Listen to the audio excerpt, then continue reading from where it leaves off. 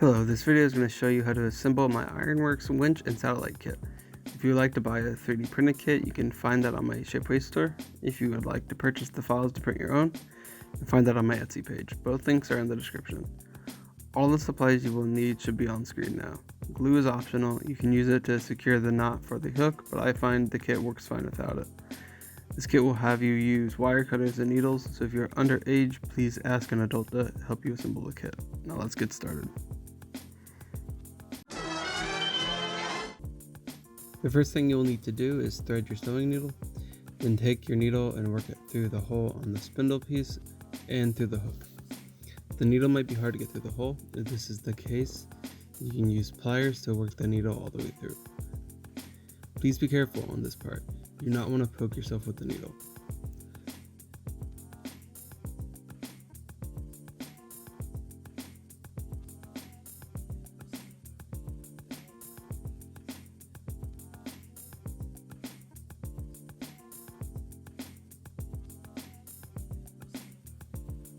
The tie knot for the hook, I find it works best to tie a loop around the back side of the hook.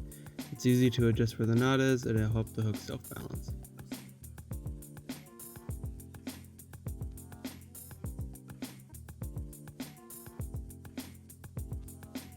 Now cut off the excess. And now tie the same kind of knot around the spool. Be careful, you do not want to de-thread the spool. It's going to be hard to get back on after you cut off the rest of the thread.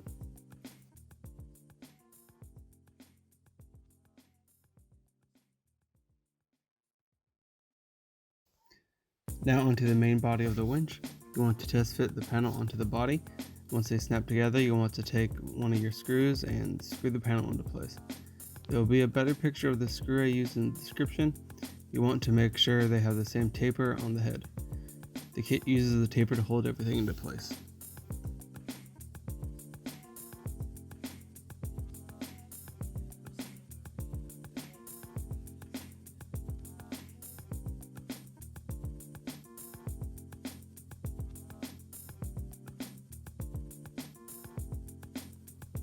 Next, you want to grab your paper clip. The paper clip will be the pin the spool spins on. Most paper clips come with a rubber coating. You want to strip this off.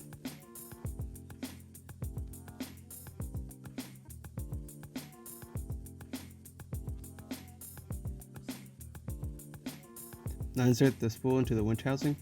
You want to make sure the larger side of the spool fits into the groove made in the housing. Now work your paperclip through both sides of the hole. Again, be careful not to poke yourself, the paperclip can be sharp.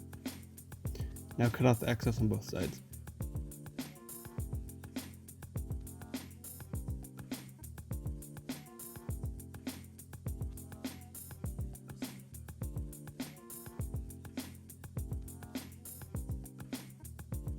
You should be able to use the winch now.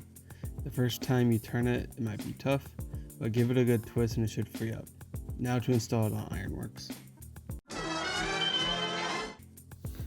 The installation of this kit is going to be straightforward. The satellite dish can peg onto any 5mm peg. I designed it to fit on a shoulder like shown, but it is made to work with modulator play pattern, so find some fun places to store it.